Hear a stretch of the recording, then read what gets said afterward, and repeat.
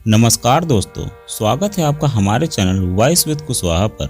और आज की कहानी है डेढ़ सास। जब भी कोई माँ बाप आम तौर पर जब अपनी बेटी का रिश्ता तय करने जाते हैं तो पहले ये देखते हैं कि कहीं लड़के की बड़ी बहन अविवाहित तो नहीं। इसकी वजह भी बेहद साफ है कि घर में चलती उसी की है। सास अब पहले की तरह ललिता पवार जैसी क्रूर नहीं रह गई है, लेकिन ननद के हाथ में घर की न केवल चाबियां बल्कि सत्ता भी रहती हैं। इसलिए उसे डेढ़ सास के खिताब से नवाजा जाता है। छोटे भाई को वह बेटा भी कहती है और दोस्त भी मानती है। ऐसे में बेटी शादी के बाद उससे तालमेल बैठा पाएगी, इसमें हर माँ बाप को शक रहता है। बेटी भले ही रानी बनकर राज न करे, चिंता की बात नहीं, लेकिन ससुराल जाकर ननद के इशारों पर नाचने पर मजबूर हो, यह कोई नहीं चाहता। क्योंकि भाई का स्वाभाविक झुकाव कुंवारी बड़ी बहन की तरफ ही रहता है। हालांकि इसके पीछे उसकी मंशा यह रहती है कि दीदी को एक अच्छी सहेली और छोटी बहन मिल जाएगी, लेकिन अधिकतर मामलों में ऐसा होता नहीं है, क्योंकि पत्नी और बहन दोनों उस पर बराबरी से हक जमाते कुछ दिनों बाद बिल्लियों की तरह लड़ती नजर आती हैं। बनारस के 30 वर्षीय तिलक की बड़ी बहन 32 वर्षीय रुचि की शादी किन्हीं वजहों के चलते नहीं हो पाई थी। माँ की इच्छा और असक्तता के चलते तीनों ने फैसला यह लिया कि तिलक की ही शादी कर लें। पिता थे नहीं, इसलिए तिलक की तरफ से शादी के सारे फैसले रुचि ने लिए। लता के माँ बाप ने भी मन में खटका लिया ही सही, शादी कर दिए। शुरू में रुचि का रवैया बेहद गंभीर और अपरिपक्व था। उसने पूरे उत्साह और जिम्मेदारी से शादी संपन्न कराई और लता को भी भाभी के बजाय छोटी बहन ही कहा। 2-4 महीने ठीक ठाक गुजरे। लता भी नौकरी करती थी, लिहाजा कुछ दिन बाद वह नौकरी में लग गई। एक बात उसने यह न चाहते हुए भी नोटिस की कि पूरे घूमने के दौरान तिलक दीदी की बातें ज़्यादा करता रहा था कि पापा के असामयिक निधन के बाद मम्मी बिल्कुल टूट गई थी और बिस्तर से लग गई थी, तो उनकी देखभाल के लिए दीदी ने शादी नहीं की, क्योंकि उस वक्त वह पढ़ रहा था। तिलक की नज़र में दीदी का यह त्याग अतुलनीय था। लता उसकी भावनाओं को समझ रही थी, लेकिन यह बात उसे खटक रही थी कि नैनीताल वे दीदी के त्याग पुराण बाँचने आए हैं या फिर रोमांस करने, एक दूसरे को समझने आए हैं। बनारस लौटते ही बात आई गई हो गई और चारों अपनी दिनचर्या में बांध गए।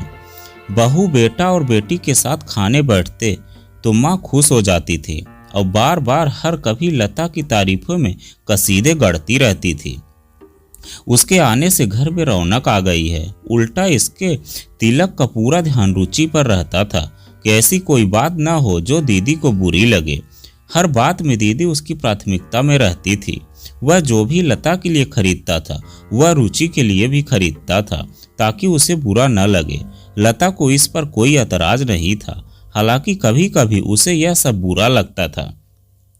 लेकिन मम्मी की दी हुई सीख उसे याद आती थी कि ऐसा शुरू में हो सकता है, इसलिए उसे इन बातों को गंभीरता से नहीं लेना चाहिए, बल्कि पति का सहयोग करना चाहिए। फिर धीरे धीरे सब ठीक हो जाएगा और मुमकिन है अब रुचि की भी शादी हो जाए। लेकिन ऐसा हुआ नहीं। उल्टे दिक्कत उस वक्त शुरू हो गई जब दिन भर घर में खाली बैठे रहने वाली रुचि लता के कामों में मीन मेख निकालने लगी और तिलक दीदी के लिहाज में चुप रहा। यहाँ तक भी लता कुछ नहीं बोली, लेकिन ननद का व्यवहार और घर में एक छत्र दबदबा उसे अखरने लगा था। घर में क्या आना है, रिश्तेदारी कैसे निभाना है, जैसी बातें रुचि ही तय करती थी। अब तो और आज सब्जी कौन सी बनेगी, और यह फैसला भी वही लेती थी। शुरू में जब लता ऑफिस से आती थी तो रुचि उसे चाय बनाकर दे देती थी, इस परिहास के साथ कि मेरी भाभी कम बहन ज़्यादा थक गई होगी। लेकिन वक्त के साथ घर में पैदा हुआ यह सौहार्द छू हो रहा था। थकी हारी लता या तो खुद चाय बनाकर पी लेती थी या फिर बिना पिए ही रह जाती थी। ऐसे कई बदलावों पर रुचि पहले तो खामोश रही, पर जल्द ही उसने लता को महारानी के खिताब से नवाजते हुए एक दिन तिलक को कह दिया कि बेहतर होगा कि वह अलग रहने लगे। इस धमाके से सभी भौचक्के से रह गए, खास तौर से तिलक, जिसने कभी ऐसी स्थिति की उम्मीद ही नहीं की थी। अब घर में अस्थायी रूप से कलह पसर गई है और लता का मुंह भी खुल गया है। यह सच्चा वाकया हर उस घर का है जहाँ 1.5 सास है। रिश्ते को समझने और निभाने में कहाँ किसने कितनी चूक हुई, इसे हर किरदार के लिहाज से देखा जाना जरूरी है, जिससे यह समझ आए कि इस अप्रिय और अप्रत्याशित स्थिति की वजह क्या है। तिलक की गलती यह है कि उसने पत्नी के मुकाबले बहन को ज़्यादा तरजीह दी, जबकि उसे लता की भावनाओं का भी ख्याल बराबरी से रखते। दोनों के बीच तालमेल बैठाना चाहिए था। शादी के बाद उसे बहन पर निर्भरता कम करनी चाहिए थी और लता को भी हर छोटे बड़े फैसले में महत्व देना चाहिए था। दीदी अकेली है, बड़ी है और हमें भी उसका ध्यान रखना है जैसी बातों से साफ है कि वह लता को रुचि का प्रतिस्पर्धी मानने की गलती कर रहा था। उसकी मंशा गलत नहीं थी, लेकिन हालातों को ऑपरेट करने का तरीका गलत था। ससुराल आते ही लता के मन में यह बात बैठ गई थी कि घर में उसकी भूमिका एक सदस्य की नहीं बल्कि मेहमान की है। लिहाजा उसने अपने अधिकार न तो हासिल किए और न ही इस्तेमाल किए। उसने यह भी मान लिया कि जब सब कुछ रुचि को ही करना है तो वह क्यों खामखा किसी मामले में टांग अड़ाए। एक तरह से विवादों और जिम्मेदारियों से बचने वह डिफेंस में रही, लेकिन रुचि के ताने सुनकर आपा खो बैठी और तिलक से दीदी के लगाव के चलते हर जाति बर्दाश्त करती रही। शुरू में रुचि की भूमिका अभिभावक की थी, लेकिन असुरक्षा के चलते वह खुद की तुलना लता से करने की गलती कर बैठी।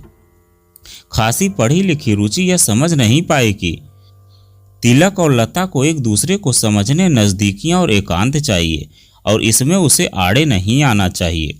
उसे यह काल्पनिक चिंता सताने लगी थी कि लता घर की बहू है, इस नाते वह उसके अधिकार छीन लेगी। इस गलतफहमी के चलते वह लगातार आक्रामक होती गई।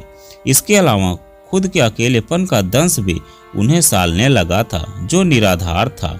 उसने लता को न कभी भाभी समझा और न ही बहन मान पाई। माँ की तटस्थ भूमिका का खामियाजा सभी भुगत रहे हैं, जिन्होंने हालातों को भांपने के बाद भी दखल नहीं दिया जो जरूरी था। बेटी की परेशानी के सामने उन्हें बहू की परेशानी समझ नहीं आई, और आई भी तो वे चुप रही। जरूरी तो यह था कि वे तीनों को अलग अलग और इकट्ठा बैठा कर भी समझाती, खास तौर से तिलक को कि उसे कैसे बहन और पत्नी के बीच में संतुलन बैठाना है। अब लता प्रेग्नेंट है और मायके में रह रही है। उसके मम्मी पापा को भी समझ नहीं आ रहा है कि ऐसी हालत में क्या किया जाए। अगर तिलक को ज़्यादा समझाएंगे तो वह भड़क भी सकता है। हालांकि वह हर सप्ताह लता से मिलने आता है और उसे समझाता है कि कुछ दिनों में सब ठीक हो जाएगा।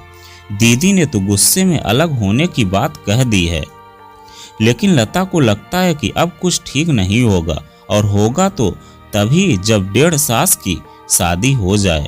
तो दोस्तों, क्या रुचि ने सही किया अपनी भाभी के साथ?